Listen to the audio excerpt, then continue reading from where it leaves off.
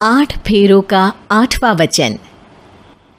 स्वाति ने इसी साल शहर के कॉलेज से पढ़ाई पूरी की है और अब उसके लिए जगह जगह से रिश्ते आने लगे हैं। स्वाति से ज़्यादा उसके रिश्तेदारों को उसकी शादी की चिंता है, इसीलिए जो भी स्वाति के घर आता वो किसी नए लड़के की खबर ज़रूर ले आता। अरे दीदी, ये फोटो देख के बताओ कैसा है। राहुल नाम है लड़के का, मेरी सहेली की बहन का बेटा है। अपनी स्वाति के साथ एकदम प्यारी जोड़ी लगेगी इसकी। ज़रा दिखाना, फोटो तो बढ़िया लग रहा है। कोई गलत आदत वादत तो नहीं है ना इसे? और कमाता कितना है? अरे कोई गलत आदत नहीं है दीदी, आप कहो तो एक मीटिंग करवा देती हूँ, फिर सब कुछ फाइनल कर लेना। हाँ, ये सही कह रही हो तुम। संडे को स्वाति के पापा भी घर पे ही रहेंगे। बुआ फिर वहाँ से चली जाती है और रात को स्वाति की माँ उससे कहती है, स्वाति बेटा, आज कमला बुआ ने एक लड़के की फ़ोटो दिखाई है। संडे को वो लोग मिलने आ रहे हैं, तैयार हो ना तुम बेटा। अरे मम्मी, आप कहाँ कमला बुआ के चक्कर में आ जाती हो? अभी इतनी जल्दी कोई शादी वादी नहीं करनी है मुझे। अरे बेटा, अच्छा लड़का है, बुआ जानती है उसे अच्छे से। हाँ स्वाति बेटा, एक बार मिल तो लो, बाद में देखेंगे आगे क्या करना है। वैसे तो कमला रिश्ता लाई है तो मना करने का तो कोई सवाल ही नहीं उठता। संडे की सुबह होती है और कमला बुआ राहुल और उसके मम्मी पापा को लेकर स्वाति के घर आती है। अरे आइए आइए भाभी, इसे अपना ही घर समझिए, इनसे मिलिए। ये मेरे भैया और ये मेरी भाभी हैं।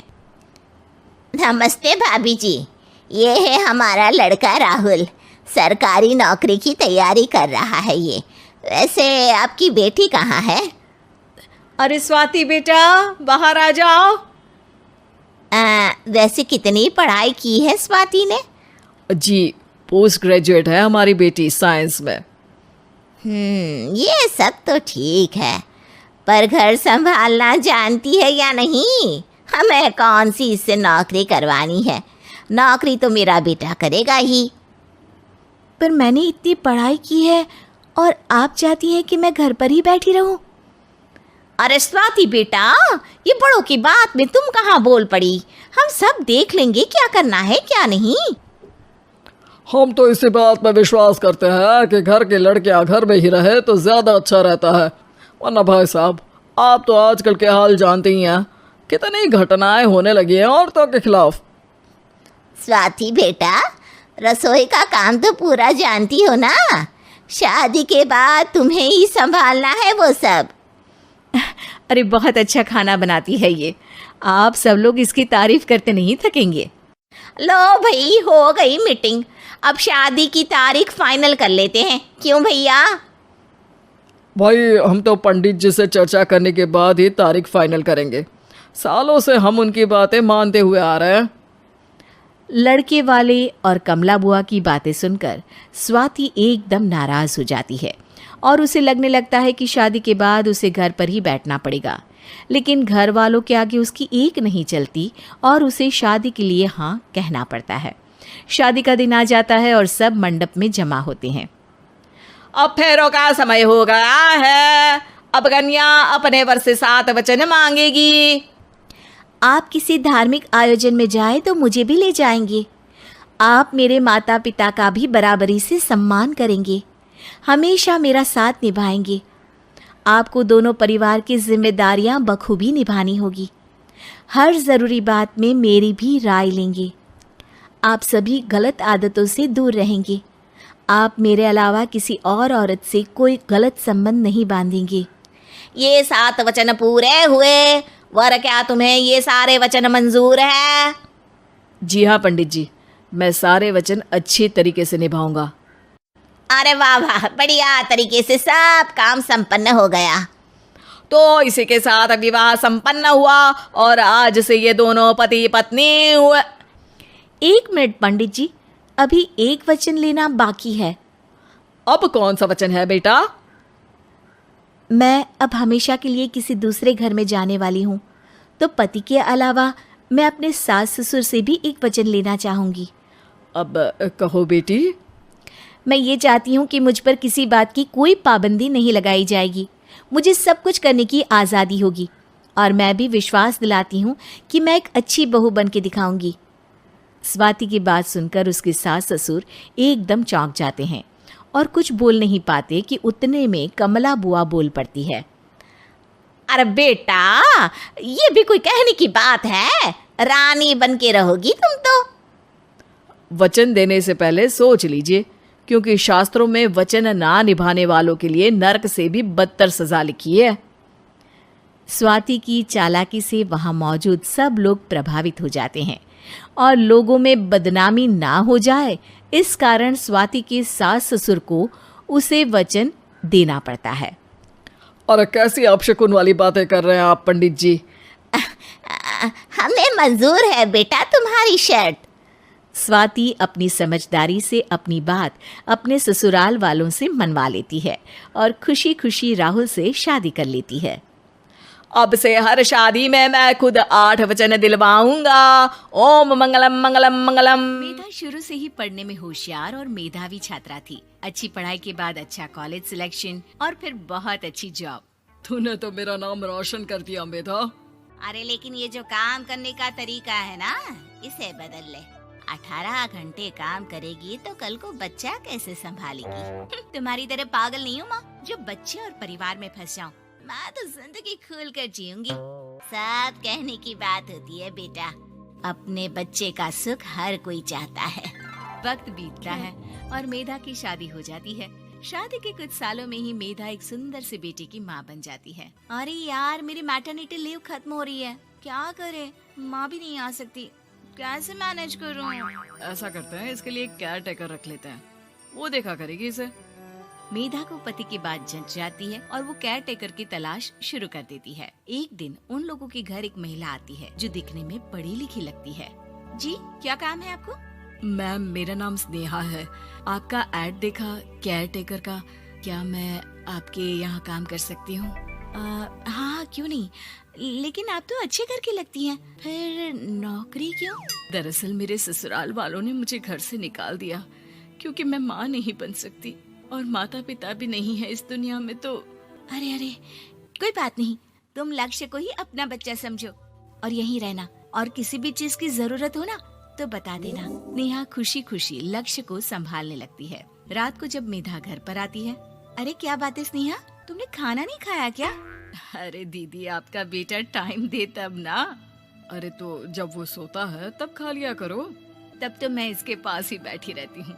कोई मच्छर या कीड़ा काट ले लक्ष्य को तो अब आप पकड़ो, मैं खाना खा लेती हूँ। स्नेहा वहाँ से चली जाती है। बहुत ही अच्छे से ख्याल रख रही है ये लक्ष्य का। मेधा, इतना तो शायद तुम भी ध्यान नहीं देती। मेधा को पति की बात बुरी तो लगती है लेकिन कुछ नहीं कहती। धीरे धीरे स्नेहा मेधा और उसके पति के साथ बाहर भी जाने लगी। सुनो, स्नेहा को भी बाजार ले चलते हैं, वो क्या है ना लक्ष्य को देख लेगी जब तक मैं शॉपिंग कर लूंगी। हाँ हाँ चलो, वैसे मैं चाह रहा था कि लक्ष्य को लेकर हम दोनों ही चलते।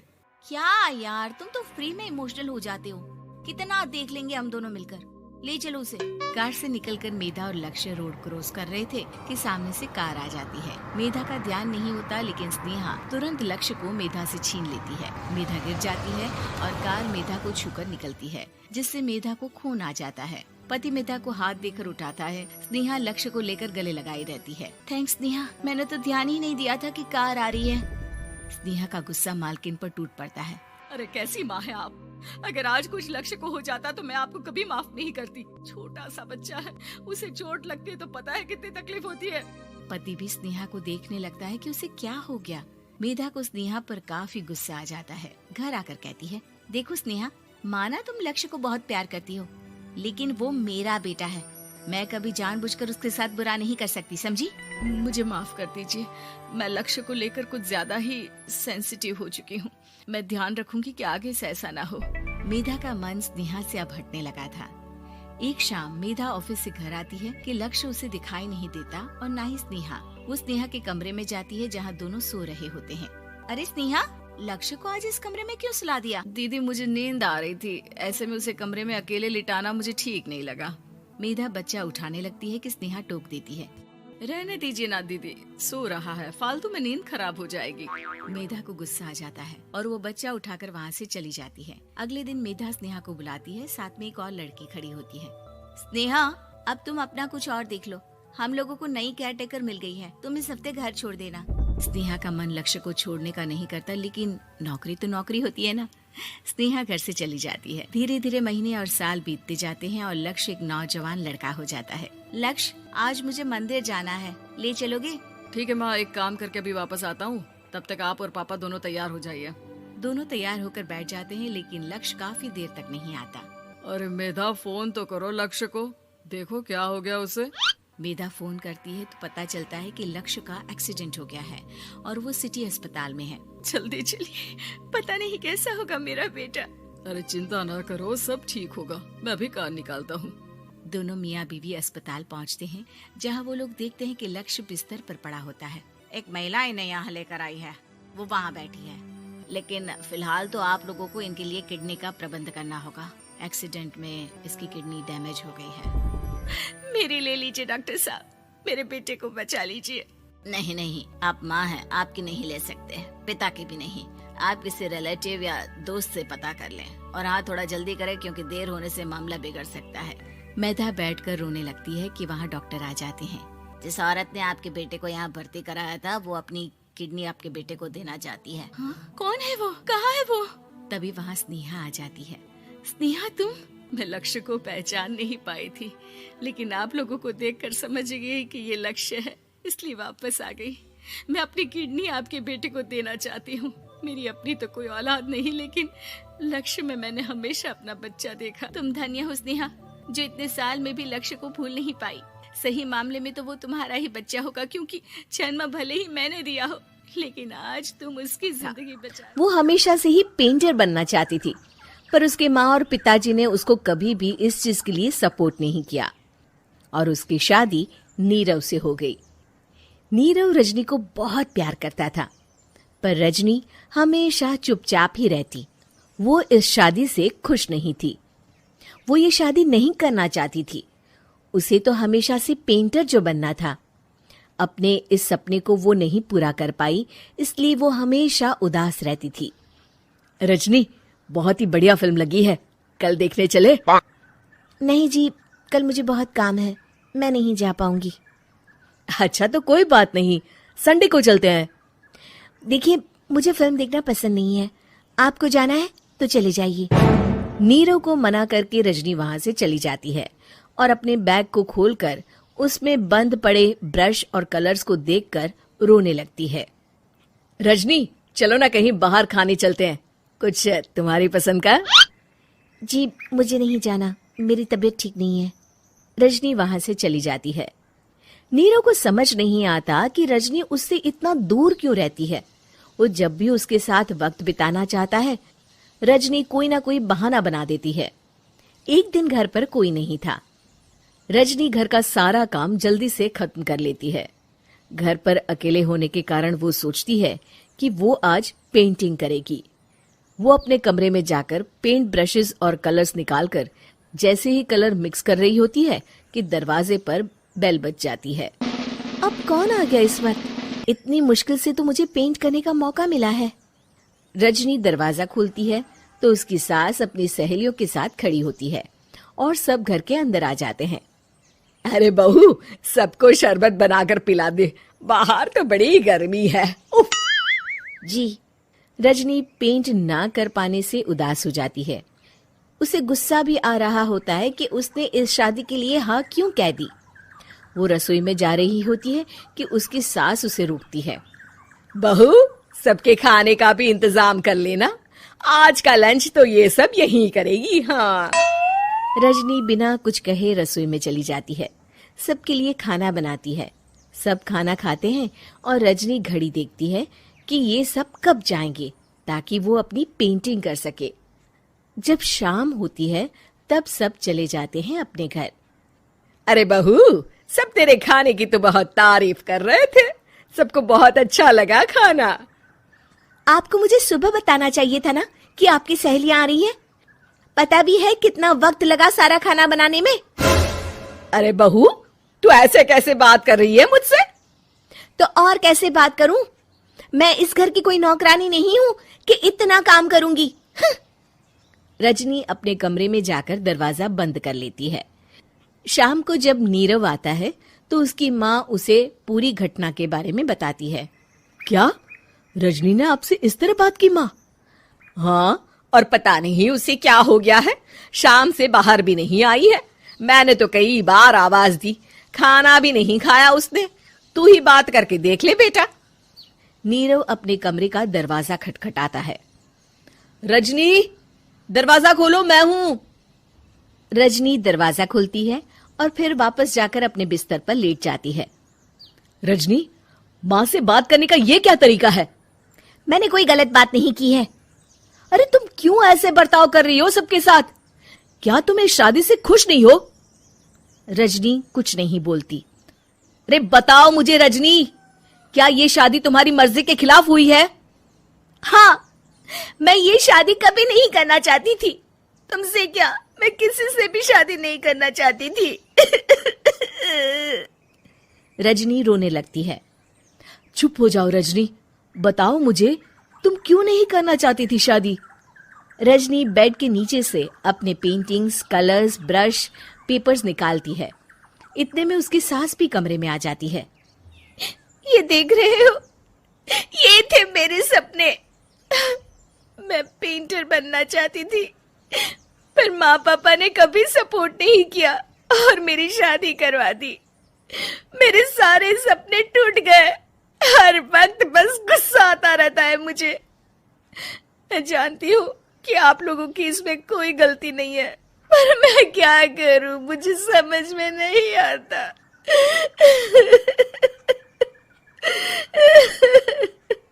रजनी फूट फूट कर रोने लगती है।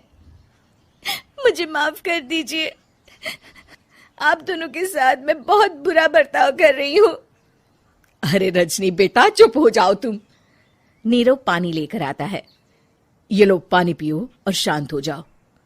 रजनी पानी पीती है और उसकी सास पेंटिंग्स देख रही होती है। अरे नीरव, हमें तो पता ही नहीं था कि हमारी बहू कलाकार है। अरे कितनी अच्छी पेंटिंग्स बनाई है, देखो तो। ये वाली तो मैं अपने कमरे में ले जाऊंगी। आपको ये पेंटिंग्स अच्छी लगी? अच्छी नहीं, बहुत अच्छी लगी। और तुमने हमें बताया क्यों नहीं? तुम जब चाहे पेंटिंग कर सकती हो रजनी। हम तुम्हारे सपनों को पूरा करने में तुम्हारा पूरा साथ देंगे। हाँ बेटा, हम कला की कद्र करते हैं। हम कलाकार तो नहीं, पर मुझे गर्व है कि मेरी बहू एक कलाकार है। रजनी, नीरव और सास तीनों हंस पड़ते हैं।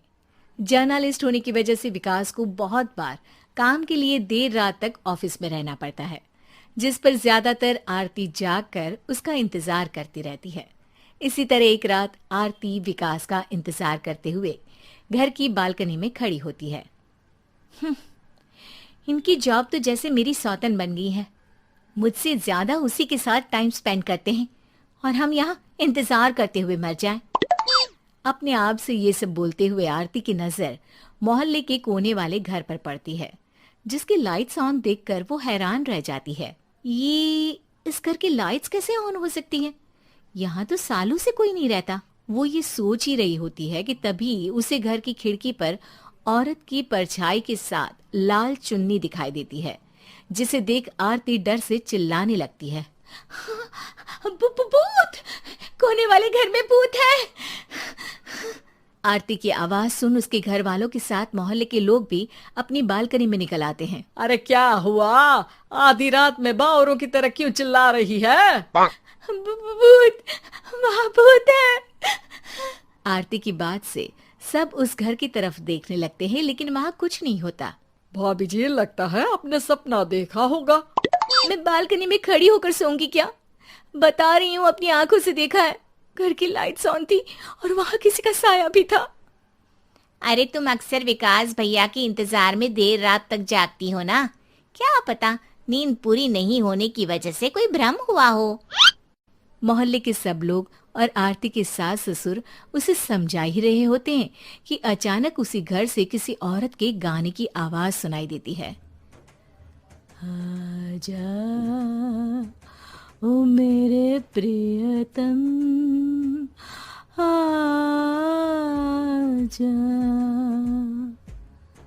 आवाज सुन सब हैरानी और कंफ्यूजन से उस घर की तरफ देखने लगते हैं कि तभी उन्हें लाल जोड़े में औरत का साया वहां दिखता है, जिसे देख पूरा मोहल्ला सकते में आ जाता है। अरे ये तो कोई दुल्हन है। अरे नहीं नहीं, भूतनी है। अरे फिर तो पक्का तेरी दुल्हन है। अरे नहीं नहीं, वो तो मायके गई है। हद है, पहले इससे निपट ले, बाद में इस पर डिस्कशन कर लेना। बड़ा भ्रम बोल रहे थे ना, अब फटी ना सबकी। और नहीं नहीं, मैं किसी से नहीं डरता भाभी जी। भूत जैसा कुछ नहीं होता। या तो इस घर के मालिक यहाँ आ गए हैं, या फिर किसी ने खाली घर देख कर कब्जा कर लिया है। हमें वहां जाकर देखना चाहिए। बात में लॉजिक मानकर सब बाहर इकट्ठा हो जाते हैं कि तभी विकास भी वहां पहुंच जाता है। क्या बात है, इतनी रात को पूरा मोहल्ला यहाँ कैसे? भूतिया दुल्हन की वजह से। क्या तुम्हारे अलावा भी कोई दुल्हन भूतिया हो सकती है? इस भूतनी का किस्सा निपटने दो, फिर तुम्हें अपनी भूतनी दिखाती हूँ। अब सारे लोग मिलकर विकास को पूरी बात बताते हैं, जिसे सुन वो भी उनके साथ जाने के लिए तैयार हो जाता है। जिसके बाद वो सब डरते हुए उस घर के सामने जाकर खड़े हो जाते हैं। तुम सब यहीं रुको, मैं अंदर जाता हूँ। अकेले जाओगे? अरे नहीं नहीं, आप सबकी नकली भूतनी भी तो होगी ना मेरे साथ। कैसा मजाक कर रहा है यार। रुक, मैं चलता हूँ साथ में। क्या मैं चलता हूँ? ये क्या गोवा घूमने जा रहे हैं जो मैं भी साथ चलता हूँ? कहीं नहीं जाओगे तुम, यहीं मेरे पास खड़े रहो। बहू सिचुएशन समझो। हाँ, घर जाकर सुना लेना। हे भगवान, मम्मी तुम किसकी मम्मी हो? ओ, इन्हें सब कुछ अभी करना है क्या? नहीं, यहाँ पंचायत बैठा देते हैं आपके परिवार के लिए। इस पर मामला शांत करके अब वो लोग इधर उधर से घर के अंदर झांकने की कोशिश करते हैं। उन्हें घर के अंदर लाल जोड़ा, सिंदूर और मंगलसूत्र के साथ चारों तरफ खून बिखरा हुआ दिखता है। इसे देखकर सबकी हवाइयां उड़ जाती है। भाई ये सब क्या है? अब तो मुझे भी डर लग रहा है। आ गए मरने, अब तुम्हें मुझसे कौन बचाएगा? उस नजारे के साथ सोने पर सुहागे की तरफ भूतनी की आवाज सुन वो सब तुरंत वहां से भाग खड़े होते हैं। ये सब क्या था? अब हम क्या करेंगे? हमारे मोहल्ले में भूतनी आ गई जो सबको मारना चाहती है। ओ भाभी जी, मैं फिर बोल रहा हूँ, भूतनी जैसा कुछ नहीं होता। मुझे तो पक्का यकीन है कि यहाँ किसी गलत इंसान ने गलत काम करने के लिए कब्जा कर लिया है और लोगों को घर से दूर रखने के लिए ये सब कर रहा है। तुम इतने यकीन के साथ कैसे बोल सकते हो? फिल्मों में ऐसे ही तो दिखाते हैं। हे भगवान, ये फिल्म नहीं, ये रियल लाइफ है। हमें शांति से कुछ सोचना चाहिए। सब हमारे घर चलो। सब आरती के घर में इकट्ठा हो जाते हैं। रात भर आधी नींद और बिल्कुल ना चल रहे दिमाग के साथ सब सॉल्यूशन सोचने की बहुत कोशिश करते हैं, लेकिन कुछ नहीं होता। इसी तरह सुबह हो जाती है। ऐसे कोई भी उपाय नहीं निकलेगा। सब पूरी रात के थके हुए हैं। घर जाओ, थोड़ा आराम कर, फ्रेश होकर फिर आ जाना, उसके बाद सोचते हैं कुछ। डरे सहमे लोग जैसे ही अपने घर जाने लगते हैं, तभी विकास को उस घर में कोई हरकत नजर आती है, जिस पर वो किसी को कुछ बताए बिना चुपचाप वहां पहुंच जाता है और कुछ देर बाद घर आकर सबको दोबारा इकट्ठा कर उस घर के पीछे वाले खिड़की पर ले जाता है। विकास, क्या खेल लगा रखा है? ये कोई मजाक नहीं है। वही तो, मजाक नहीं, बहुत बड़ा मजाक है। अंदर देखो। जैसे ही सब उस खिड़की से अंदर देखते हैं तो उनकी आंखें खुली की खुली रह जाती है। मूवी की शूटिंग!